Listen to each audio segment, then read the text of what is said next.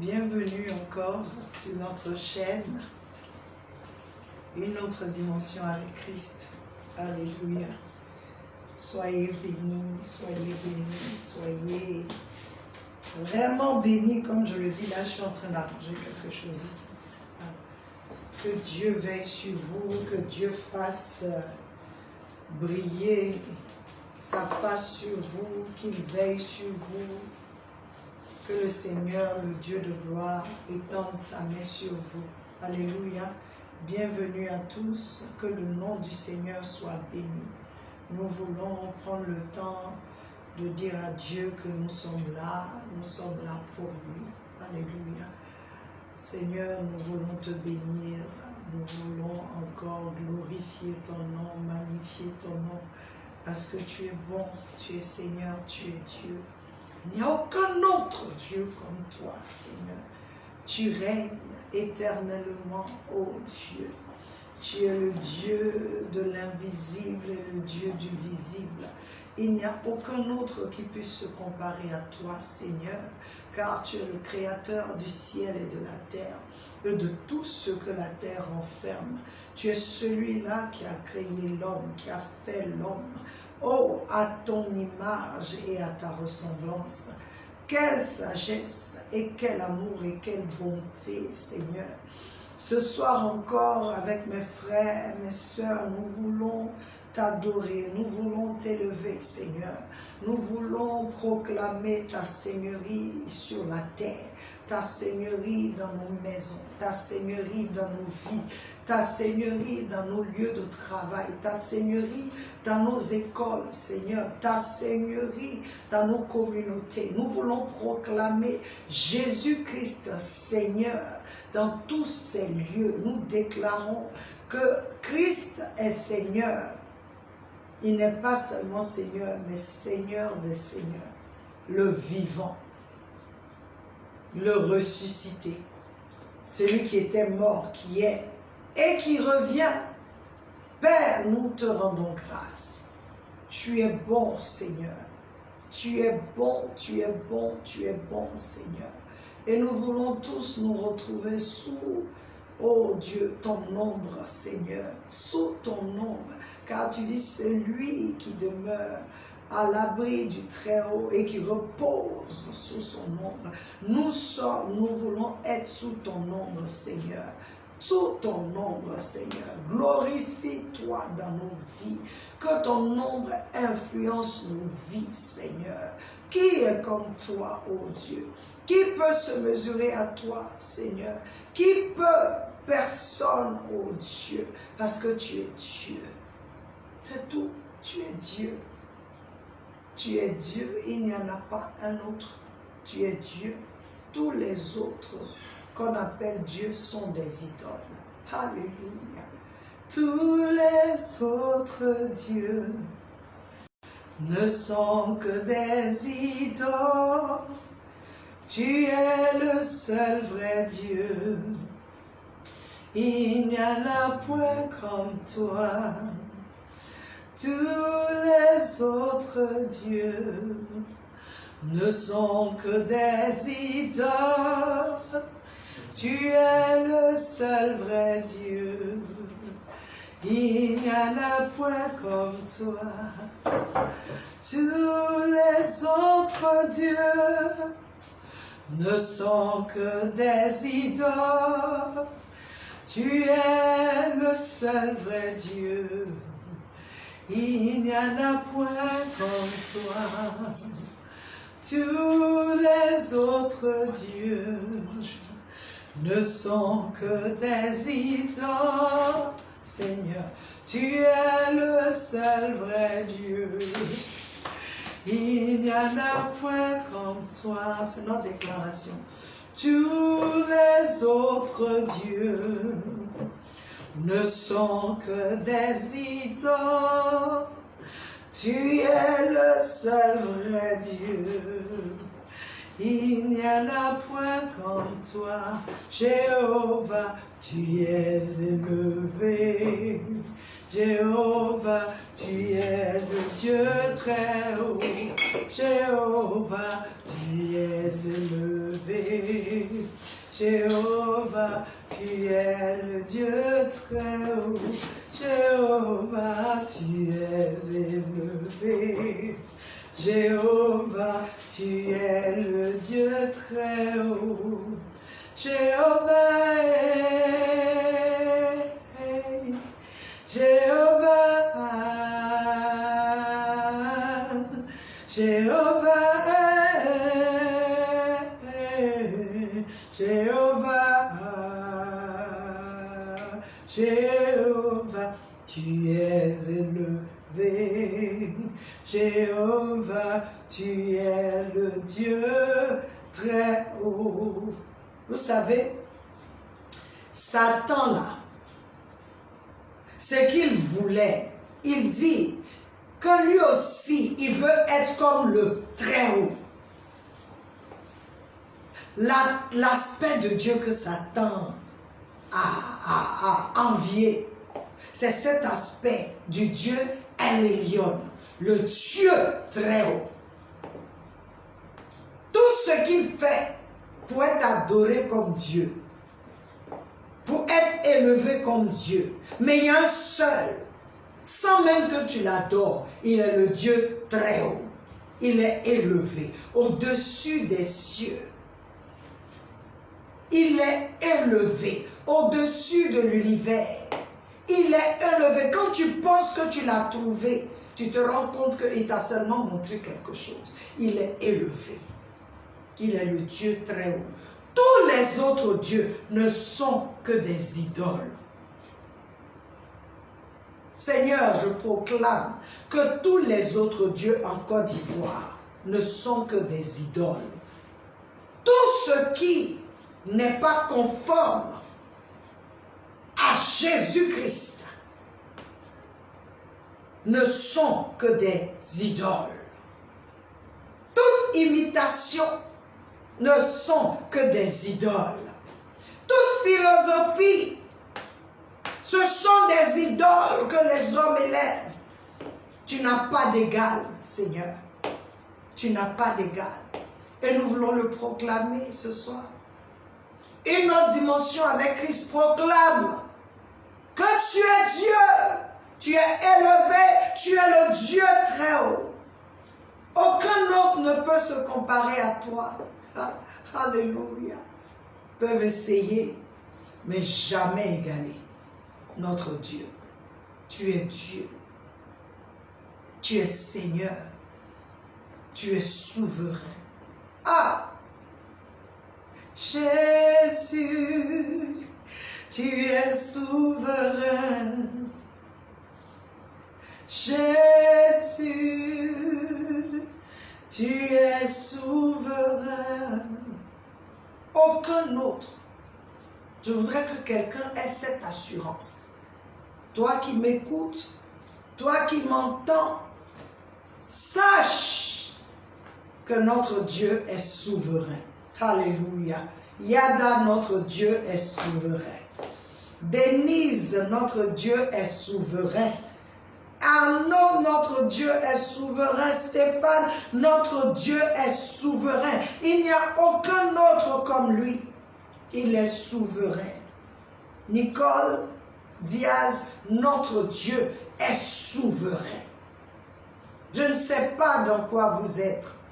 Je ne sais pas cette nouvelle année où vous vous trouvez. Mais je veux dire à quelqu'un, si ton Dieu, c'est Jésus, en qui tu as mis ta confiance,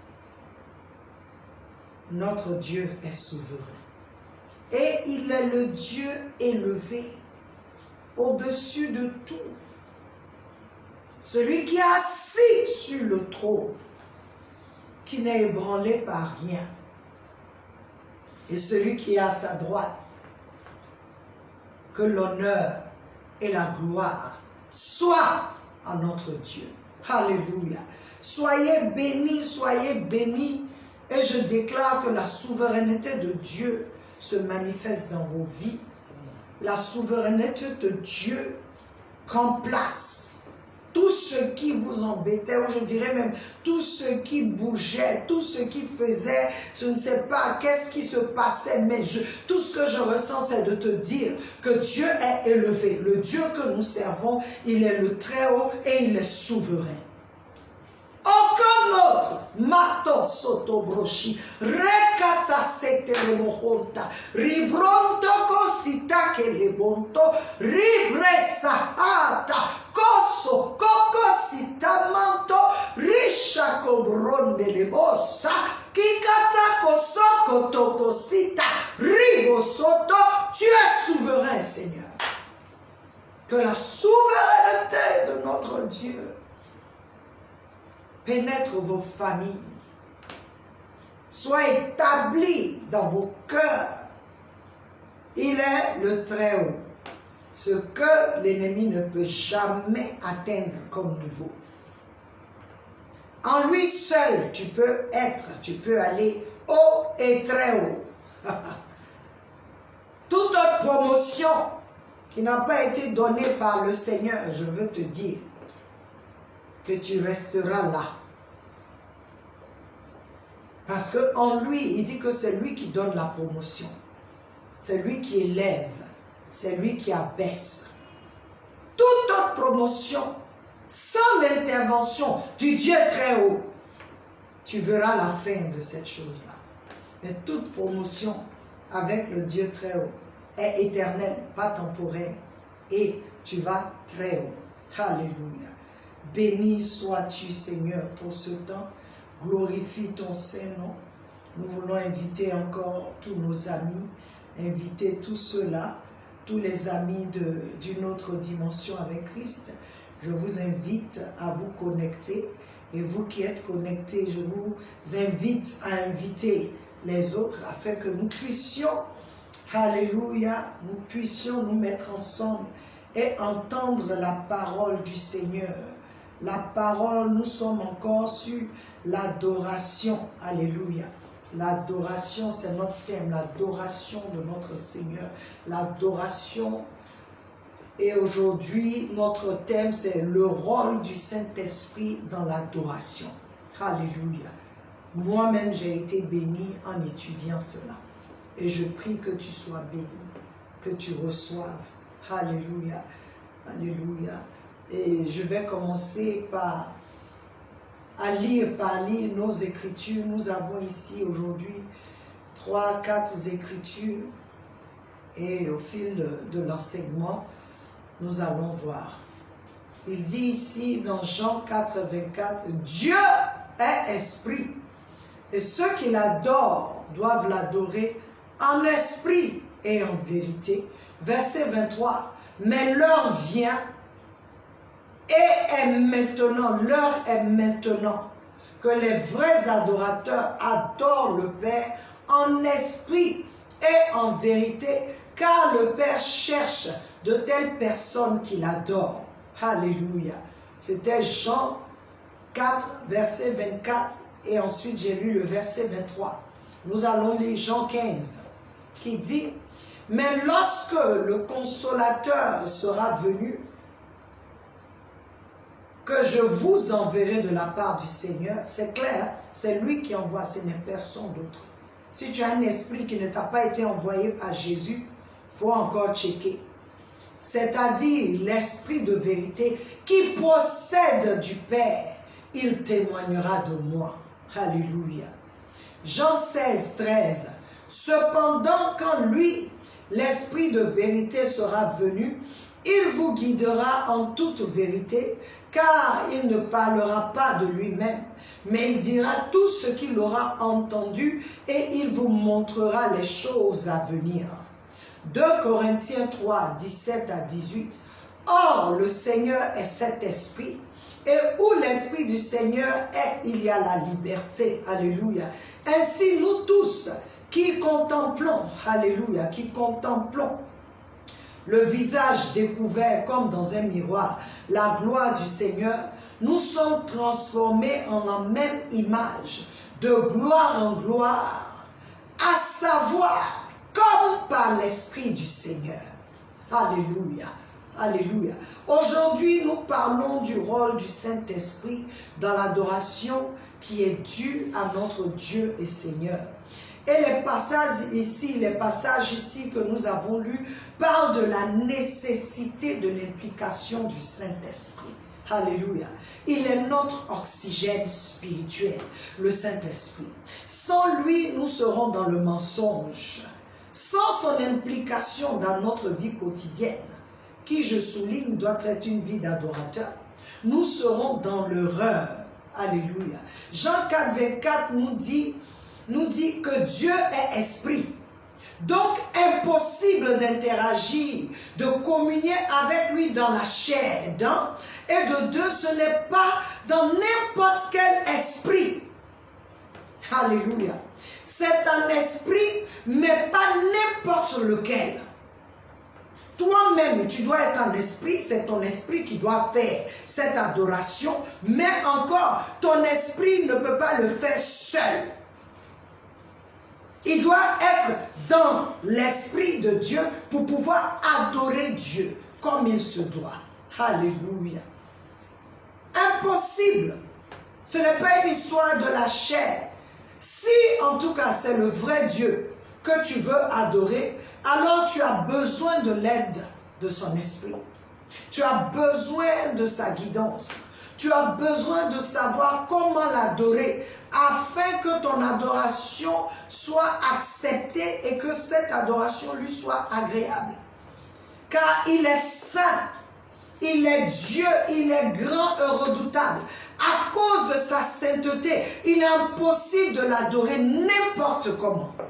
Oui, à cause de sa sainteté. Et il ne fait acception de personne, quel que soit qui tu es, quel que soit le titre que tu as, quel que soit ton statut social, quelle que soit ta condition intellectuelle, quel que soit là où tu es, il ne fait acception de personne. Et ça, je l'ai vu dans 2 Samuel 6, 1 à 16. David, le bien-aimé, le Seigneur dit, David est l'homme selon son cœur. Le bien-aimé du Seigneur a voulu ramener l'arche de l'Éternel à Jérusalem, peuple de Dieu. Mais il a fait une erreur. Il a consulté tous les anciens notables. Je veux faire venir l'arche, qu'en pensez-vous? Il dit, c'est une très bonne idée. Mais il n'a pas consulté celui-là même qui vivait dans l'arche. Et c'est l'erreur que nombreux parmi nous faisons. Nous croyons que nous pouvons venir dans sa présence comme nous le voulons, quand nous le voulons. Oui, Jésus est venu, nous sommes dans la grâce. Mais la grâce n'annule pas la sainteté de Dieu. La grâce n'annule pas les principes bibliques, spirituels. La grâce te permet de faire les choses comme il se doit. Elle n'annule pas la sainteté de Dieu. Nous sommes dans la grâce, oui.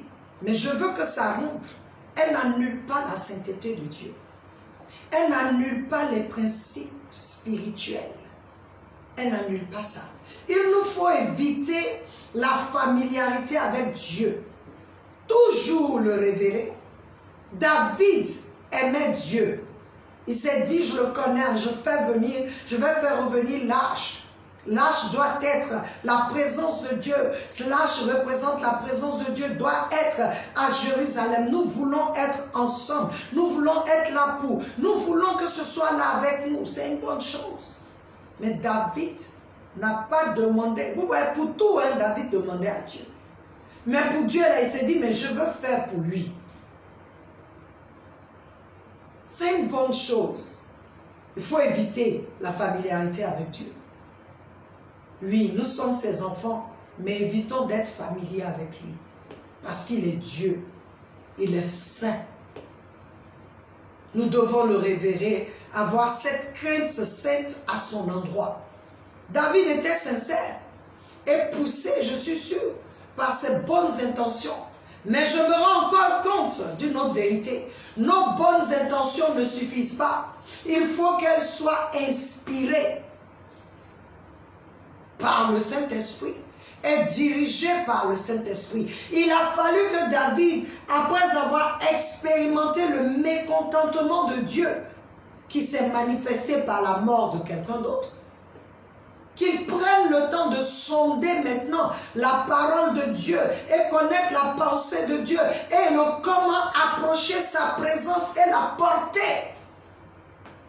C'est après avoir fait ça que David a réussi à déplacer l'arche de l'Éternel. Ce n'est pas parce que tu es un enfant de Dieu que tu dis je rentre comme ça.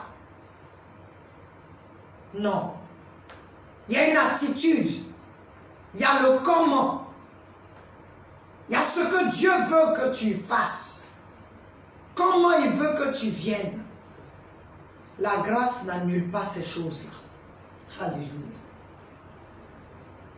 Tu peux voir qu'une mauvaise approche dans sa présence donne la mort. Et nombreux parmi nous sont devenus indifférents pendant les temps d'adoration collective à l'église. Et je pense pour deux raisons. Le mécontentement de Dieu s'est abattu sur eux et les a rendus insensibles désormais.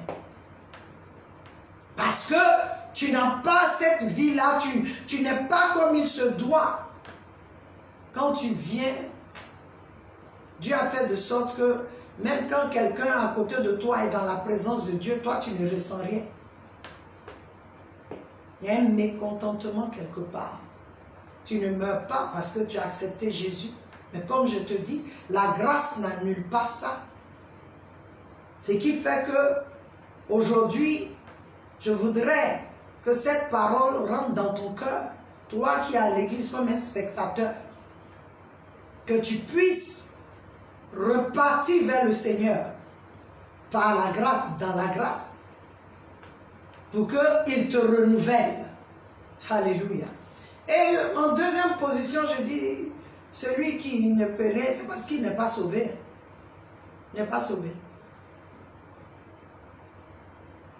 Il n'est pas sauvé. Il y a beaucoup, nous venons, nombreux parmi nous, nous venons à l'église. Mais le temps de la louange, de l'adoration, c'est comme...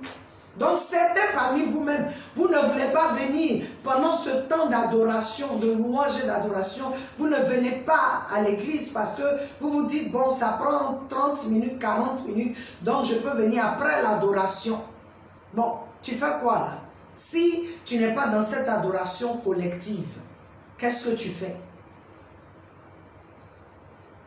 Faisons attention. Donc en ce jour, je voudrais vous faire comprendre selon les Écritures que nous avons, lui, selon les Écritures, que le rôle du Saint-Esprit est primordial pour une adoration vraie. Que fait le Saint-Esprit exactement? Il nous guide dans la vérité. Car l'un des critères de l'adoration auquel Dieu s'attend, c'est la vérité. C'est que tu sois dans la vérité. C'est que tu le connaisses. Il nous révèle. Le Saint-Esprit nous révèle le Dieu que nous adorons. Car il nous instruit à propos de Dieu. Il nous fait savoir ce que Dieu veut. Il nous fait le connaître. Quelqu'un qui vient, qui dit qu'il veut adorer Dieu, il ne connaît pas Dieu. Mais à qui tu parles? C'est basé sur quoi? Qu'est-ce que tu sais de lui? Le Saint-Esprit est venu pour nous guider dans la vérité. Nous guider dans toute la vérité. Et on a besoin, nous avons besoin de lui. Parce que c'est lui, dans le temps de l'adoration, qui nous donne une vraie adoration. Parce que tu le feras dans la vérité, alors Dieu pourra se manifester, t'écouter. Il nous amène, il dit, parce que il nous dit Dieu, Satan, les vrais adorateurs, c'est ceux qui l'adorent en esprit et en vérité. Mais il nous amène en esprit, car il est esprit. Il est celui-là même qui est la garantie de notre salut. Et nous propulse dans une sphère spirituelle sainte. Apocalypse 1, 10 nous dit, Jean dit, j'étais en esprit. Apocalypse 4, 2 nous dit, encore. 2, on lui dit, monte ici. Il dit, immédiatement, j'ai été en esprit. Être en esprit, ce n'est plus être dans l'atmosphère terrestre, mais plutôt cette atmosphère où le mortel n'a pas accès sans l'intervention d'un esprit. Car c'est l'atmosphère spirituelle où l'on se rend compte qu'il y a un autre monde invisible, celui des esprits, mais très puissant, qui en réalité influence celui dans lequel terrestre nous sommes. Je reprends ça. Être en esprit, ce n'est plus être dans l'atmosphère terrestre, charnelle, mais plutôt cette atmosphère où le mortel n'a pas accès sans l'intervention d'un esprit. Je viens bien. Car c'est l'atmosphère des esprits, je dirais, spirituels, où l'on se rend compte, où toi et moi on se rend compte qu'on n'est plus sur la terre, qu'on est dans un autre monde. Hébreux 11.3 nous dit, par la foi nous comprenons que les mondes ont été disposés par la parole de Dieu, de sorte que les choses qui se voient, c'est-à-dire les choses visibles, n'ont pas été faites par des choses qui paraissent, par des choses, ça a été fait par des choses invisibles. Et ce monde a aussi ses réalités, les esprits déchus et les esprits saints, les anges. D'où l'importance du Saint-Esprit pour te conduire dans la bonne atmosphère qui est celle du Dieu vrai. Le sorcier, là, quand il sort de son corps, il est dans un autre monde. Les gens qui font les lévitations, qui vont dans ces mystiques-là, ils connaissent le monde spirituel, mais ils n'ont pas accès devant le trône de Dieu. Parce que là-bas, c'est saint. Ils sont dans le monde déchu des esprits. Toi et moi, parce que nous avons l'Esprit de Dieu en nous, pendant le temps de l'adoration, il nous guide, il nous dirige, il nous propulse dans cette atmosphère où seuls les enfants de Dieu ont accès par l'Esprit de Dieu. Faisons très attention. Sans le Saint-Esprit, toi et moi, nous adorons le diable. Ah, sans le Saint-Esprit, nous adorons ce qui est des ténèbres. Sans le Saint-Esprit, il est cet intermédiaire, il est ce pont-là. C'est pourquoi il habite en nous. Alléluia. Nous sommes devenus le temple de Dieu, où nous pouvons toujours être en contact avec le monde spirituel où se trouve notre Père et notre Dieu. Parce que celui qui vit en nous est Dieu, le Saint-Esprit. Donc il peut nous mettre en contact avec Dieu. Il nous amène dans cette sphère. Il est le seul qui voit non seulement le royaume, alléluia, de lumière, qui est celui où Jésus-Christ est. Il voit aussi le royaume des ténèbres. C'est pourquoi, parce que le Saint-Esprit en toi et en moi, il peut te montrer les plans des ténèbres. Parce que c'est un monde spirituel. Mais c'est lui qui règne là-bas. C'est le Seigneur Jésus, le Père qui règne. Le Fils et le Saint-Esprit qui règnent. Et le rôle ici, c'est de nous amener à cette dimension, à ce niveau. Matoso, Kirebo, Sakareshika, Rosata, c'est lui qui nous élève à cette dimension. C'est lui. C'est lui qui nous donne des dons. En nous, c'est lui qui nous donne des dons, mon frère, ma soeur. C'est lui encore qui produit en nous des fruits qui sont selon le cœur de Dieu. C'est lui qui fait la différence. Parce qu'il est en nous, dans nos vies.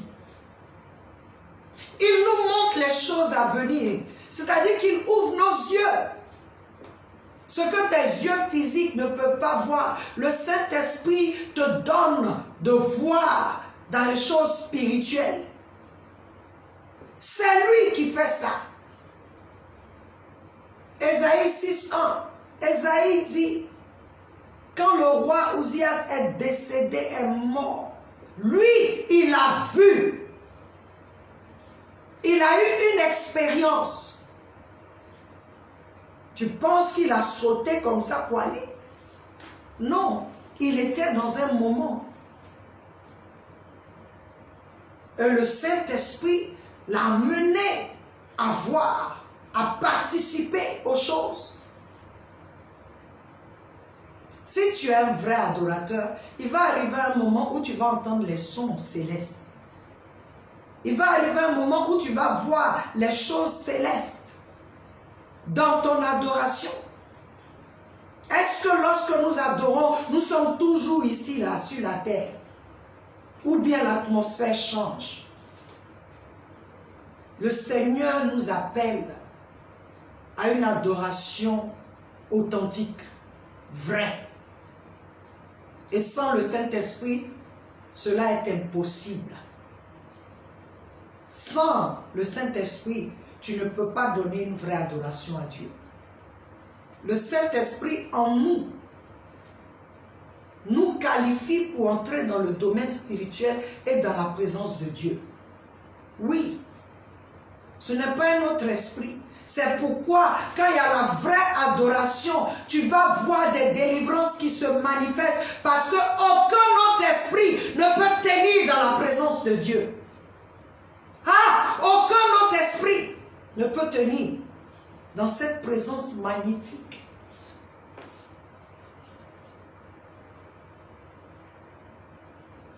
Et ce que je viens de nous dire, frères et sœurs, ne représente qu'une fine partie de tout. Je voudrais t'inciter à aller chercher la face de Dieu. Chercher la face de Dieu. Tu veux connaître le Saint-Esprit. Tu veux connaître sa place. Tu veux accepter qui il est dans ta vie. Peuple de Dieu, chrétien, église. Sans le Saint-Esprit, nous ne pouvons rien faire. Nous ne pouvons pas avoir ce style de vie d'adorateur. Je vous l'ai dit que l'adoration, c'est un style de vie. Nous ne pouvons pas avoir ce style-là sans le Saint-Esprit. Il est tout pour nous. Il est celui-là qui a été envoyé pour ce temps précis.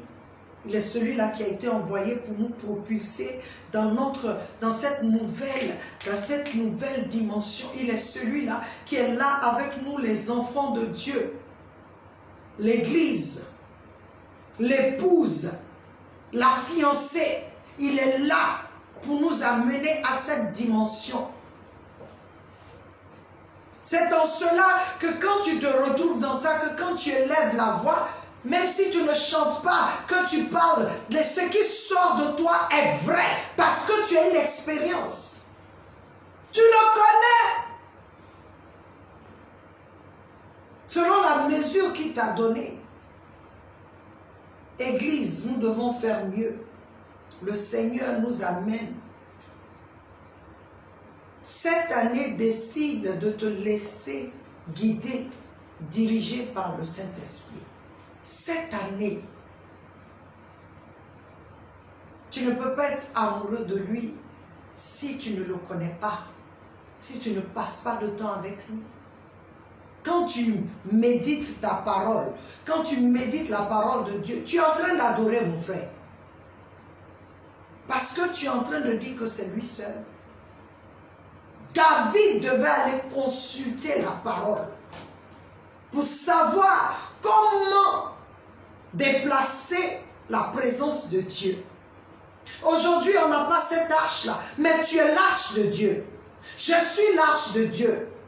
Ce temple-là dans lequel l'adoration se fait. Ce n'est pas quand je viens à l'église que maintenant l'adoration. Non, c'est dans ce temple-là que je suis, que tu es, que l'adoration se fait. Mon frère, ma soeur, c'est dans ce temple. Et je veux t'encourager, je veux m'encourager à aller à une autre dimension avec Christ. Et pour aller à cette autre dimension, c'est le Saint-Esprit. Rien d'autre. Personne d'autre. Aucun autre esprit. Si un autre esprit t'amène quelque part, ce n'est pas dans la présence de Dieu. Même si un autre esprit te montre des choses de ce monde, mon frère, tu es loin de Dieu. Décide de voir les choses spirituelles par l'intervention du Saint-Esprit. Par l'œuvre du Saint-Esprit. Décide de rentrer dans le monde spirituel par le Saint-Esprit. Tu vois, on a dit Saint-Esprit. On n'a pas dit esprit seulement. Saint-Esprit, en anglais, on dit Holy Ghost. C'est-à-dire Saint Ghost, c'est quoi? C'est revenant. C'est fantôme. Mais on dit Saint fantôme. Holy Ghost. Saint fantôme. Toi qui rentres dans le monde spirituel, tu sors de ton corps comme tu veux. Le jour arrivera où tu dois rendre compte. Si ce n'est pas par le Saint-Esprit. La Bible nous parle des apôtres. Le livre d'Apocalypse, Jean était sur l'île de Patmos, là où il souffrait, là où on l'a exilé. On a tout fait pour le tuer, ils n'ont pas réussi.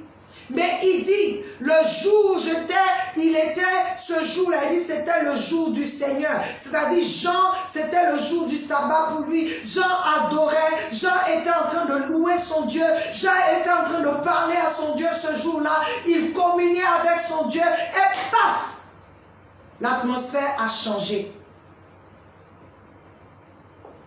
C'est Dieu qui change ça. C'est lui qui te permet de rentrer dans sa présence ou pas.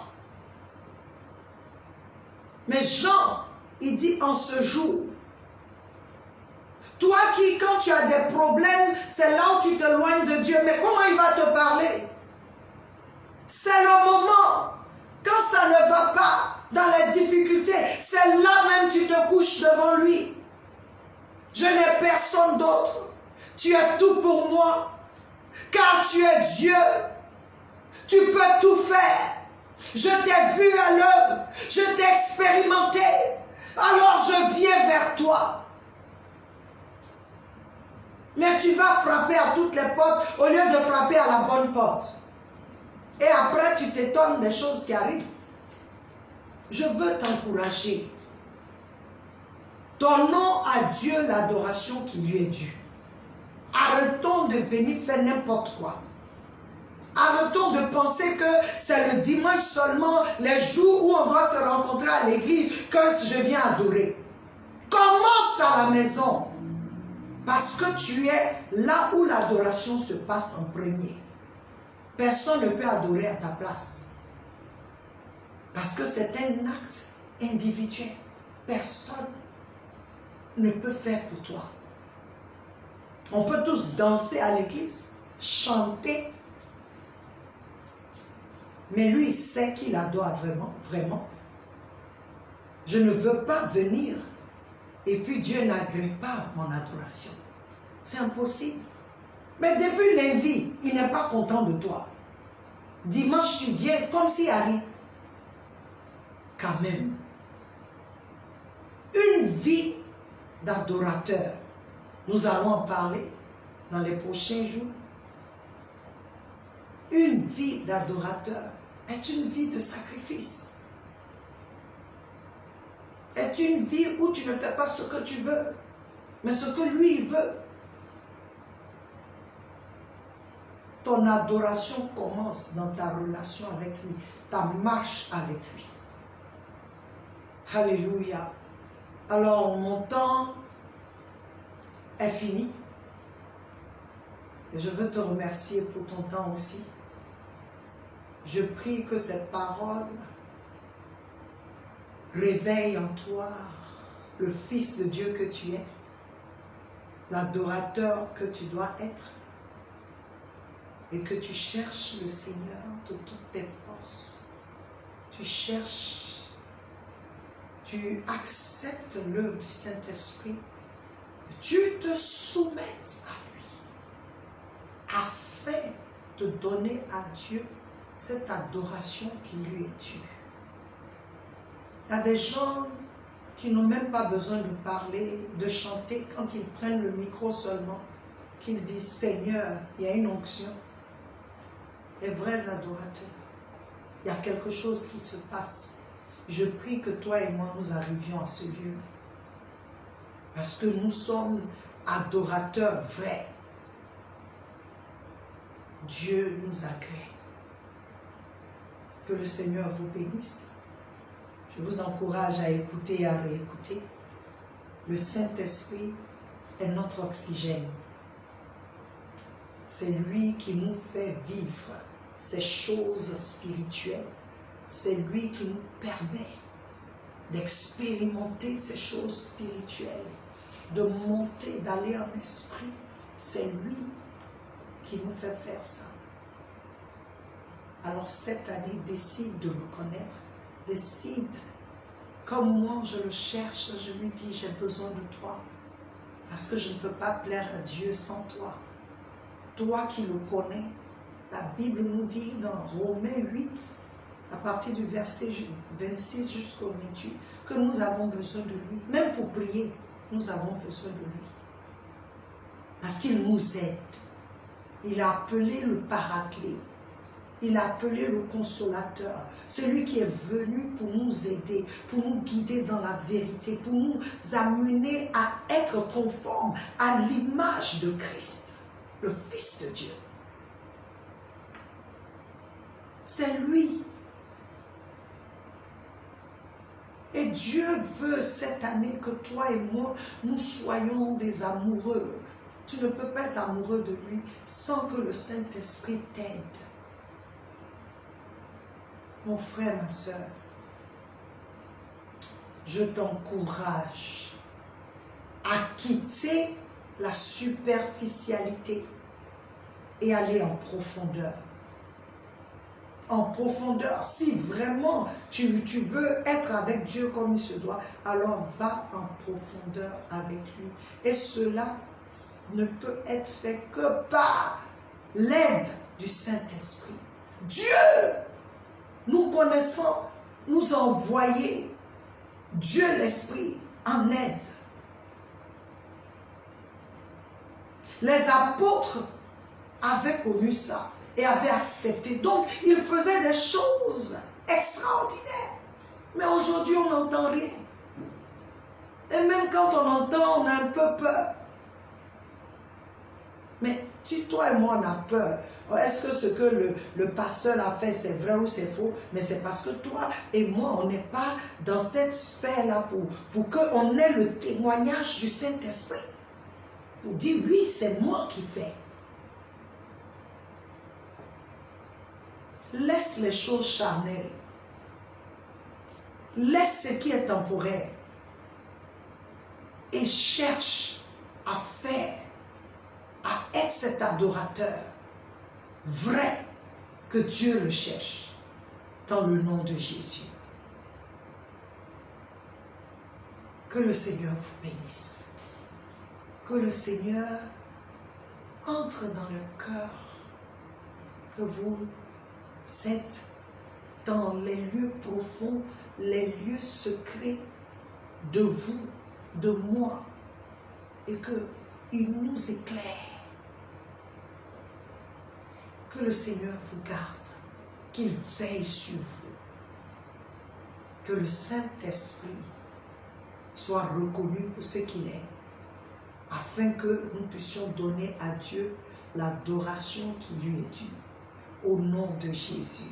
Alors, je vous invite pour le mardi, j'attends vos questions. Je sais là que les questions vont venir, parce que je vois déjà beaucoup de questions, mais le Seigneur aussi s'attend à vos questions, afin de vous répondre, parce qu'il veut que vous soyez de vrais adorateurs. Donc, je vous dis à mardi, 18h30, que Dieu vous bénisse, au nom de Jésus. Amen.